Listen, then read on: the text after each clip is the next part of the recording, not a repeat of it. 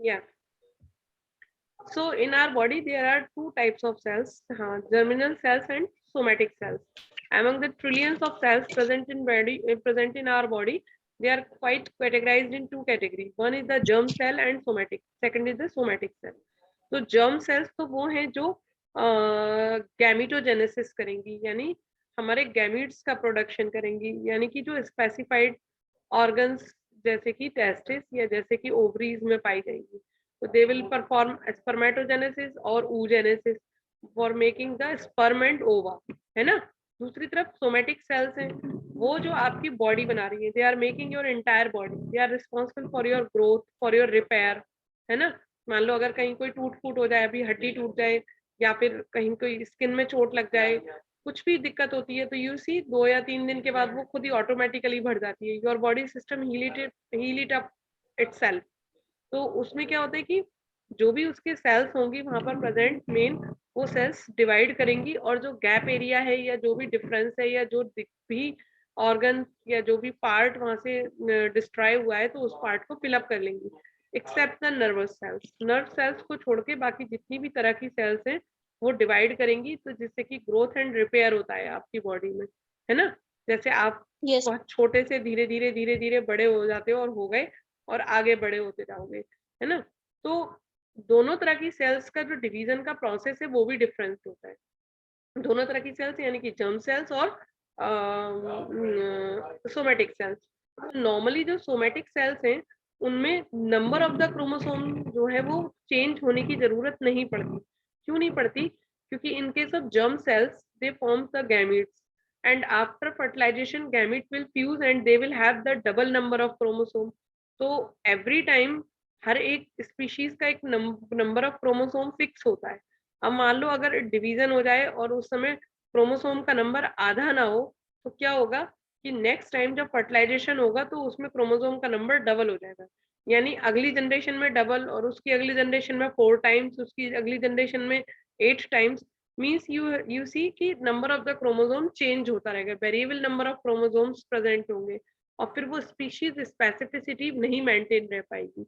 तो इस species specificity को मेंटेन रखने के लिए या यूं कहिए generation to generation number of chromosome को फिक्स रखने के लिए, और सिंपली से कि after fertilisation number of chromosome same maintain रहे, इसके लिए उनमें एक स्पेशल टाइप का सेल डिवीजन होता है जिसे हम कहते हैं मियोसिस।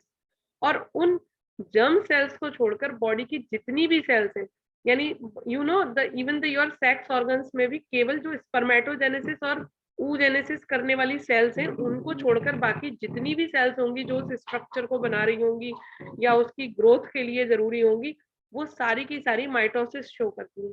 माइटोसिस और यू सिंपली से द सेल साइकिल, जीवन चक्र, सेल चक्र, कोशिका चक्र। मतलब एक सेल जो बनेगी, प्रोड्यूस होगी, वो ग्रो करेगी साइज में एंड लेटर ऑन डिवाइड करेगी and after a time apoptosis, cell death हो जाएगी उसकी, programmed cell death. After a time वो एजेड हो जाएगी और उसकी ऑटोमेटिकली डेथ हो जाएगी। हर एक सेल का एक स्पेसिफिक लाइफ स्पैन होता है। जैसे अपने आरबीसी है 120 डेज का होता है, 120 दिन के अंदर जो भी आरबीसी बनी हुई थी वो ऑटोमेटिकली वो डेथ हो जाएंगी, डेड हो जाएंगी। यानी this is the program cell death process. But before that it will go grow up, size में बड़ी होगी and it will divide also, है ना। तो लेकिन आरबीसी के केस में एरिथ्रोपोइसिस का प्रोसेस चूंकि बोन मैरो में हो रहा है, तो आरबीसी खुद में डिवाइड नहीं करती, लेकिन उनको जो बनाने वाली और एरिथ्रोब्लास्ट सेल्स होती हैं वो डिवाइड करती हैं। तो चाहे जो भी सेल हो वो पर्टिकुलर स्पेशलाइज्ड हो जाती है, मैच्योर हो जाती है फंक्शन के लिए, तो वो डिवाइड नहीं होती।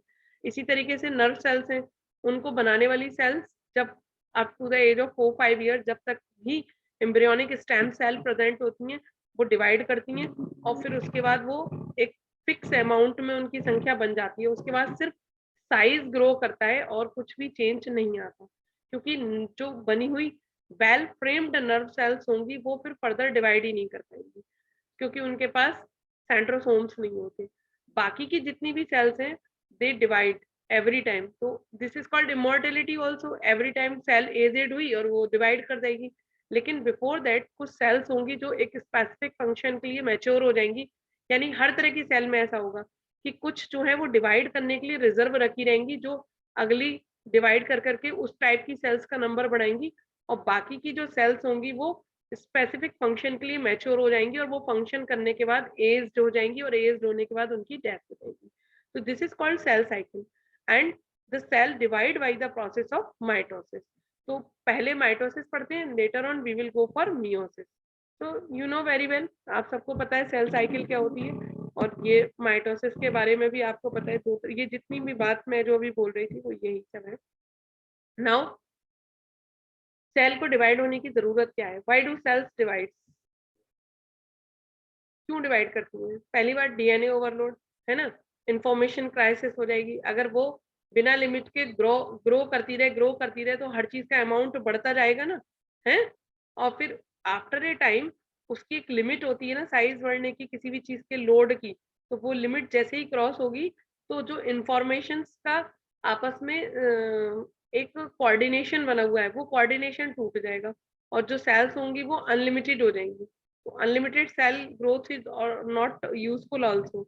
इसके अलावा सेल्स जो है वो लगातार एक्सचेंज का प्रोसेस करती रहती हैं. सेल के अंदर जो है वो ऑक्सीजन आती रहती है, कार्बोहाइड्रेट यानी और वो food material, energy source, protein, amino acid, ये सेल मेम्ब्रेन को क्रॉस करके एवरी टाइम अंदर आते हैं और अंदर से बनने के बाद कुछ स्पेसिफिक चीजें जैसे एंजाइम्स, जैसे कि हार्मोन्स, जैसे और सारी चीजें वो सेल्स के बाहर जाते रहते हैं. तो मेजर पार्ट इज दैट कि अगर सेल साइज में बहुत बड़ी हो जाएगी तो एक्सचेंज होने में भी प्रॉब्लम आएगी क्योंकि न्यूक्लियस से लेकर साइटोप्लाज्म और साइटोप्लाज्म सेल मेम्ब्रेन तक पहुंचने में ही किसी भी मटेरियल को बहुत सारी हिंड्रेंसेस का क्रॉस करना पड़ेगा. तो it's very necessary to maintain their size also, है ना. सेल्स सेल डिवीजन प्रोकैरियोट्स में भी होता है ना. प्रोकैरियोट में cell divide by simple process like binary fission. बहुत सिंपल, डीएनए रेप्लिकेट करेगा, साइज डबल हो जाएगा और दोनों जो डबल हुए हैं वो अलग अलग हो जाएंगे. Later on the cell will divide in two part. जो भी ऑर्गेनेल, जो भी साइटोप्लाज्मिक मटेरियल था वो रफली आधे आधा डिवाइड हो जाएगा, है ना. तो अच्छा, इस ये जो ऐसा प्रोसेस होगा तो that will be the cells will be genetically identical, उनमें बिल्कुल भी कोई डिफरेंस नहीं होगा, राइट. और यूकैरियोट सेल के केस में भी ऐसा ही होता है, माइटोसिस में यही होता है, जेनेटिकली आइडेंटिकल सेल्स बनती हैं. The entire cell division can be described in this cycle, cell cycle, है ना. सेल साइकिल में दो तरह की फेज होती हैं. वन इज, देखो, एक तो वो M phase. M phase is the division phase and growth phase, यानी कि जिसमें सेल ग्रो करेगी. And the another part is the life phase और से द रेप्लिकेशन फेज. अब होता क्या है कि नॉर्मली जैसे माइटोसिस से सेल डिवाइड करी, सेल बनी, वो ग्रो करेगी और ग्रो करने के साथ ही जीवन फेज में एंटर कर जाएगी और जीवन फेज से एस फेज में और एस फेज से G2 फेज में एंटर करेगी. नाउ जीवन phase is the phase before the DNA replication, यानी कि वो फेज है जिसमें डीएनए रेप्लिकेट नहीं करेगा, सिर्फ डीएनए जो है उसको जो फंक्शन दिया गया है वो फंक्शन परफॉर्म करेगा. सेल साइज में बड़ी होगी एक लिमिट तक, जितना भी बड़ा उसे होना है आफ्टर द डिवीजन, उसके ऑर्गेनेल साइज में बड़े हो जाएंगे. इसके अलावा जो भी उसके अंदर प्रोटीन सिंथेसिस का प्रोसेस तेजी से होगा और वो अपने आप को वेल मेंटेन्ड बना लेगी. Once it is fully developed, fully maintained, then it will enter through the S phase and in S phase the DNA will replicate, यानी कि जो उसका जेनेटिक मटेरियल है वो एक से दो कॉपी बन जाएंगी. And later on it will enter to the G2 phase. Again it will the resting phase or it will prepare for mitosis. Division के लिए प्रिपेयर होगी. डिवीजन के लिए प्रिपेयर होने के लिए क्या करना पड़ेगा, जो बाकी के सेल ऑर्गेनेल है उन्हें भी डुप्लीकेट होना पड़ेगा. जैसे कि मान लो गोल्गी बॉडी है, एंडोप्लाज्मिक रेटिकुलम है, माइटोकॉन्ड्रिया है और सेल्स और सेल ऑर्गेनेल्स है, वो उन सबका, या प्लांट सेल है तो वहाँ प्लास्टिड्स भी होंगे. तो ये सारी चीजें क्या होंगी, नंबर में तेजी से इंक्रीज करेंगी और जब नंबर में ये इंक्रीज कर जाएंगी it means they will go now the cell is ready for divide, and once it is ready for divide then there is a pressure. of course देखो सारी चीजें डबल हो गई. डीएनए का साइज, डीएनए एक था, एक से दो हो गया, यानी जैसे 10 क्रोमोसोम थे तो 10 से 20 हो गए, राइट. और या कहिए जो सेल ऑर्गेनेल थे मान लो उसके अंदर 1000 माइटोकॉन्ड्रिया होनी चाहिए तो 1000 की जगह 1500 या 2000 माइटोकॉन्ड्रिया तैयार है. तो ये 1500 माइटोकॉन्ड्रिया कहाँ, तो सेल जो है वो 1000 माइटोकॉन्ड्रिया को टॉलरेट कर पा रही है. Now it need 2000 mitochondria. It means the cell will feel some pressure and under that pressure that will go for the division and it will enter to the M phase now. In M phase is the division phase or M is taken from mitosis. Mitosis से ये word लिया गया M phase. Now it will go for division and for division it will enter to the prophase, then it will go for metaphase, then anaphase, then telophase, and then cytokinesis. These prophase, metaphase, anaphase, telophase, these are the stages for nucleus division. और से karyokinesis. Karyo means carry on यानी nucleus and kinesis means division, टूटना. And later on एक बार एक से दो nucleus बन गए तो साइटोप्लाज्म तो ऑलरेडी तैयार बैठा था, सारी चीजें ऑलमोस्ट 1.5 गुनी 2 गुनी हो चुकी हैं, तो अब लो आधा आधा सामान लो और अपना अपना न्यूक्लियस पकड़ो और अपने अपने रास्ते निकल दो. यानी now they will be 1 to 2 cell and again go for the same phase. 1 से 2 सेल बनेंगी, हर सेल फिर ग्रोथ फेज में एंटर करेगी, then for DNA replication and then for preparatory phase and then again when it is prepared for division then it will enter again to the division phase. But here you see अगर वो एक specific function के लिए mature होना है तो वो उस G1 phase में ही रहेगी, फिर वो S phase और G2 phase वहां नहीं आएगी. माने जैसे कि अभी मैं जैसे RBC की तुम लोगों को बात बता रही थी, तो RBC means RBC में एरिथ्रोब्लास्ट सेल यानी जो RBC को बनाने वाली सेल्स हैं वो तो डिवाइड करेंगी, बोन मैरो में प्रेजेंट होंगी और उनके डिवीजन से एक बार जो आरबीसी बनी तो it will go for sale growth phase, G1 phase and it will remain in the G1 phase of for ever, क्योंकि उसको फिर डिवाइड ही नहीं करना है. और जब वो डिवाइड नहीं करेगी उसका मेन फंक्शन क्या है, हीमोग्लोबिन को स्टोर करना और ऑक्सीजन को कैरी करना. तो वो जैसे ही ग्रोथ फेज में एंटर करेगी, G1 फेज में आएगी, अपना प्रॉपर ग्रोथ मेंटेन करेगी, then after maturation it will store the haemoglobin inside it and it will carry now oxyhemoglobin and hemoglobin from here to there and no need to go for the division. तो इसलिए it will not go for the S phase, वहाँ DNA replicate ही नहीं करेगा, बल्कि most of the cases में nucleus वाला portion भी ज्यादातर हिस्से में हीमोग्लोबिन बढ़ जाएगा and it will give it 100% to its function. और दूसरी तरफ वो इरिथ्रोब्लास्ट सेल जो उसे बनाने वाली सेल थी, they will go for division phase. उन वो G1 फेज में जाएंगे, फिर S फेज में जाएंगे, G2 फेज में आएंगे and again go for the M phase. मतलब ये डिपेंड करेगा अगर उस सेल को आगे जाकर वो मेच्योरिटी के बाद क्या फंक्शन परफॉर्म करना है, then it will go for division phase. और जिनको स्पेसिफिक फंक्शन परफॉर्म करने के बाद खत्म हो जाना है, then they will always remain in the G1 phase. So sometimes the question is asked in which phase they will remain, so it means they will remain, if it is not going to divide it means it will remain in G1 phase. And you see like the uncontrolled growth हो जाता है, जैसे cancer वगैरह हो, tumours हो जाए, तो in that case it avoids to come in the G1 phase and it directly comes after M phase to the S phase and again for M phase. and यानी कि G1 और G2 phase बहुत short हो जाते हैं उनमें, है ना. and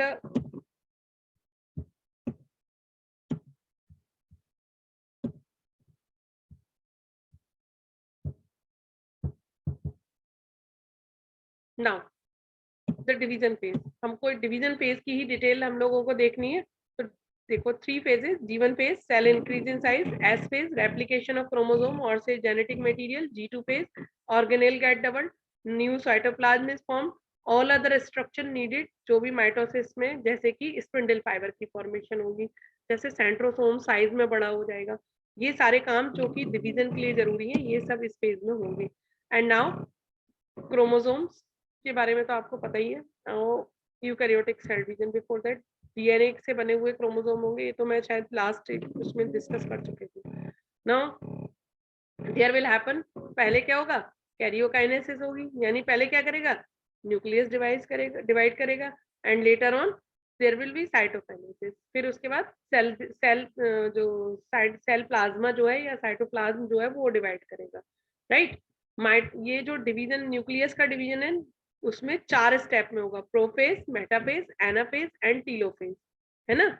और जो भी सेल बनेंगी वो पेरेंटल सेल के जेनेटिकली आइडेंटिकल होंगी. नाउ माइटोसिस में कैसे होगा, starting with the prophase. 4 phases of mitosis. पहला है हाँ एक और बात, प्रोफेज से पहले एक शॉर्ट इंटरफेज होगी. Interphase is also the preparatory phase. Interphase क्या होगा, इंटर मींस बीच में, और डिवीजन और ग्रोथ के बीच की एक छोटी सी फेज होगी, दिस विल कॉल्ड इंटरफेज।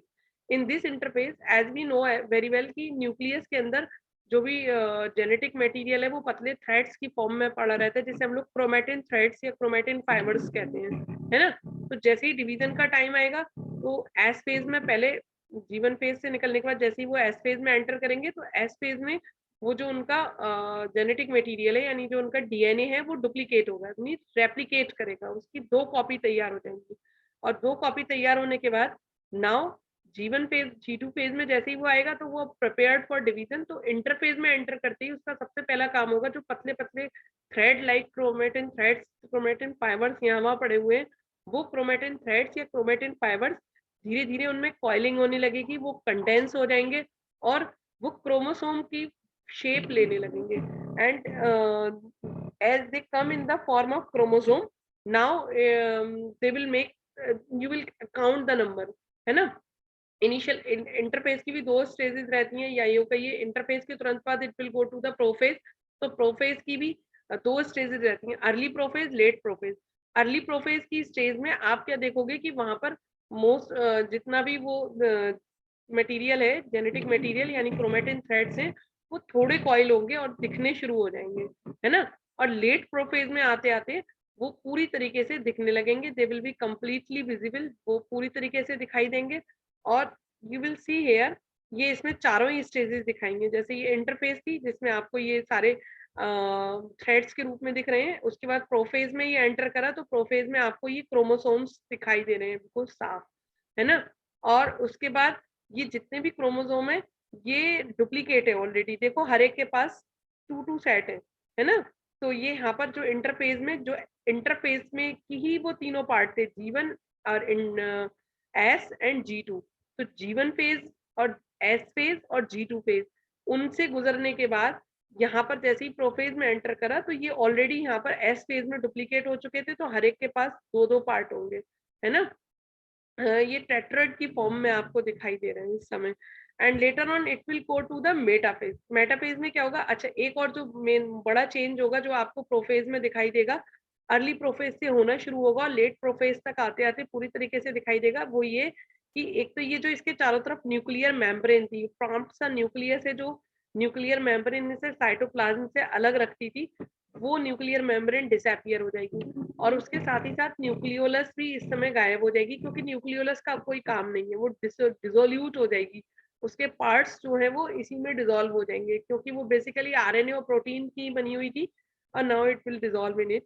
और न्यूक्लियर मेम्ब्रेन और न्यूक्लियोलस गायब हो गई तो ये जो क्रोमोसोम्स थे वो साइटोप्लाज्म में फ्री पड़े हुए हैं, now they are free in cytoplasm. और साइटोप्लाज्म में अभी तो ये पूरे में साइटोप्लाज्म में डिस्प्रेडेड होंगे, किसी भी डायरेक्शन में पड़े होंगे, but as it is enter to the beta phase तो सबसे पहला काम क्या होगा, लेट प्रोफेज के बाद ये जितने भी क्रोमोसोम है वो एक मिडिल लाइन में, सेल की मिडिल में जाकर एक प्लेट पर अरेंज हो जाएंगे, जिसे हम लोग मेटाफेज प्लेट कहते हैं, या इक्वेटोरियल लाइन पर। यानी अगर ये सेल एक गोला है तो उस गोले की जो मिडिल वाला डायमीटर है, यहाँ पर इन सारी सेल्स के जो है सेंट्रोमियर्स प्रेजेंट होंगे, है ना। And on the same time ये चाहे देखो ये पूरी तरीके से टेट्राड बना हुआ है और इस इक्वेटोरियल प्लेट पर इनके सेंट्रोमियर अरेंज है ना। दिस कंप्लीट अरेंजमेंट जिसमें exactly half and half situation दिखाई दे रही है, दिस इज मेटाफेज, है ना। तो जब कभी भी क्रोमोसोम्स की स्टडी करनी होती है तो this is the best best time to study them, this metaphase, क्योंकि यहाँ ये अपने सबसे लार्जेस्ट शेप, मतलब प्रॉम्प्ट शेप में होंगे, प्रॉपर तरीके से दिखाई देंगे और बिल्कुल सही सही आपको पता चलेगा कि कैसे हैं ये, है ना। Later the third stage, the third it will go for the anaphase. Ana means दूर, meta means middle, pro means preparatory initial, phase mean अवस्था, प्रारंभिक अवस्था। Meta, meta means middle stage, बिल्कुल जितने भी क्रोमोसोम है वो बिल्कुल मिडिल में, सेल के मिडिल में अरेंज है। एंड एना मीन्स दूर जाना, एना मीन्स एक दूसरे से ऑपोजिट, दूर जाना एक दूसरे से। तो अब जो ये डुप्लीकेट हुए थे ये जो क्रोमोसोम, हर एक क्रोमोसोम की एक कॉपी उसके साथ अटैच है, तो ये सारे सेंट्रोमियर से अटैच हैं। और एक और काम जो मेटा फेज में ही होगा वो ये डिवीजन फेज में ही मैंने कहा था कि वो तैयारी प्रिपरेटरी फेज में वो क्या करेंगे, जैसे सेंट्रोसोम उनका वेल फ्रेम्ड हो जाएगा, वेल डेवलप हो जाएगा और उनसे स्पिंडल फाइबर्स बनने लगेंगे। And these spindle fibre will go and go attach to the centromeres of these chromosomes. जो मेटाफेज प्लेट पर ये जो क्रोमोसोम अरेंज है, इनके सेंट्रोमियर से जाकर अटैच हो जाएंगे, है ना। अब एक बार ये पूरा सिस्टम अरेंज हो गया, ये आपको पतले पतले यहाँ पर आपको स्पिंडल फाइबर भी दिख रहे हैं, मेटाफेज प्लेट पर ये अरेंज भी दिख रहे हैं। Now it will go for anaphase. Ana means दूर जाना। अब क्या होगा, ये जो दो डुप्लीकेट थे एक दूसरे के, यानी दो copy, first copy second copy एक दूसरे के साथ अटैच थी, अब वो एक दूसरे से दूर जाने लगेंगी, यानी कि जो स्पिंडल फाइबर्स हैं ये छोटे होने लगेंगे। And as the spindle fibres will shorten, तो वो जो एक पुल क्रिएट होगा, और उस पुल की वजह से ये जो दोनों कॉपीज हैं हर क्रोमोसोम की, वो एक दूसरे से अलग होंगी, और सेंट्रोमियर से वो खींचने लगेंगे सेंट्रोसोम की तरफ, पोल्स की तरफ खींचने लगेंगे। These are the poles. If this is the equatorial line, then it these are the poles. Poles की तरफ खींचने लगेंगे। And another more important factor, उस दिन हम लोग जो क्रोमोसोम की स्ट्रक्चर स्टडी कर रहे थे, दैट इज दैट कि ये जैसे मैंने बताया था कि अलग अलग शेप के दिखाई देते हैं, जे शेप, आई शेप, बी शेप। तो the shape will be shown only in the anaphase, क्योंकि जैसे ही वो सेंट्रोमियर से खींच के एक दूसरे से अलग जाएंगे, वैसे ही वो जिस भी शेप में वो होंगे वो आ जाएंगे। यानी कहने का मतलब ये कि सेंट्रोमियर की पोजीशन के अनुसार उनकी शेप डिसाइड हो जाएगी। तो अगर जैसे मेटासेंट्रिक है, तो metacentric will come to the V shape. अगर वो सब मेटासेंट्रिक है, तो they will come to the J shape. और अगर वो टीलोसेंट्रिक है, तो they will come to the I shape, है ना। तो what type of centromere, what the position of centromere in that chromosome will decide their shape, and they will move away from each other and towards their respective poles, एक इस तरफ और एक इस तरफ। and later on, this is the fourth phase, telophase. Here all process will be opposite to the prophase. Telo means terminal, last phase, है ना। तो जो यहाँ टीलो फेज में जो भी कुछ काम होगा वो प्रोफेज के उल्टा होगा। Pro means initial and telo means terminal. तो यानी कि इनिशियल स्टेज में जो चीजें हो रही थी उसके ऑपोजिट प्रोसेस टीलो फेज में होगा। Once the chromosome will reach to their respective poles, तो सबसे पहला काम होगा, स्पिंडल फाइबर तो अब चले ही जाएंगे। दूसरा, ये जो क्रोमोसोम जो आपको इतने प्रॉम्प्ट दिखाई दे रहे थे, कॉइल्ड एंड कंडेंस्ड दिखाई दे रहे थे, अब वापस इनमें डीकॉइलिंग होने लगेगी और ये फिर से लूज फाइबर्स या थ्रेड्स की फॉर्म में आने लगेंगे। और दूसरा, जो यहाँ प्रोफेज में ये न्यूक्लियर मेम्ब्रेन और न्यूक्लियोलस गायब हो गए थे, वो न्यूक्लियर मेम्ब्रेन और न्यूक्लियोलस रीअपियर हो जाएगी, फिर से यहाँ पर आने दिखाई देनी शुरू हो जाएगी, और थोड़ा थोड़ा। And as the telophase will start on the same time, the cytokinesis will start. तो जैसे ही टीलोफेज एंड होगा तब तक साइटोकाइनेसिस स्टार्ट हो चुका होगा, है ना। तो टीलोकाइनेसिस एंड होते होते दोनों ही पोल्स पर एक प्रॉम्प्ट न्यूक्लियर मेम्ब्रेन के अंदर लूजली थ्रेड फॉर्म में जो है वो क्रोमेटिन थ्रेड्स, जो लूज क्रोमोसोम्स होंगे वो भरे हुए होंगे, न्यूक्लियोलस दिखाई देगी। और साथ ही साथ जो साइटोप्लाज्मिक मटेरियल था, यानी कि जो प्लाज्मा था, और साथ ही साथ जो सेल ऑर्गेनेल डबल हुए थे, जैसे मैंने कहा माइटोकॉन्ड्रिया थे, वो जो 1000 से 1500-2000 तक हो गए थे, वो आधे आधे दोनों पोल्स की तरफ मूव करने लगेंगे। And as it will start, एक साइड जो सेल मेम्ब्रेन है, उस सेल मेम्ब्रेन में मिडिल में इक्वेटोरियल लाइन पर एक कॉन्स्ट्रिक्शन अपीयर होगा। And this constriction will divide these cells as the constriction will deepen. जैसे जैसे ये कॉन्स्ट्रिक्शन गहरा होता जाएगा, वैसे वैसे ये दोनों जो पार्ट्स हैं, दोनों जो पोर्शंस हैं, वो एक दूसरे से अलग हो जाएंगे, और दोनों के पास एक एक न्यूक्लियस होगा, जिसके अंदर जितने भी क्रोमोसोम थे वो अब वापस से क्रोमेटिन थ्रेड्स की फॉर्म में यहाँ पर क्रोमेटिन नेटवर्क बना लेंगे। यहाँ न्यूक्लियोलस आ जाएगी, माइट सेल सेल साइटोप्लाज्म जो था वो आधा आधा हो जाएगा, सेल ऑर्गेनेल्स जो थे वो भी इनके पास आधे आधे हो जाएंगे। And as the construction reaches to each common point, and they will separate from each other, and later on the one cell will be converted into the two cell. Here is the detail. You see the chromosome is visible, आपको sister chromatid दिखाई देंगी।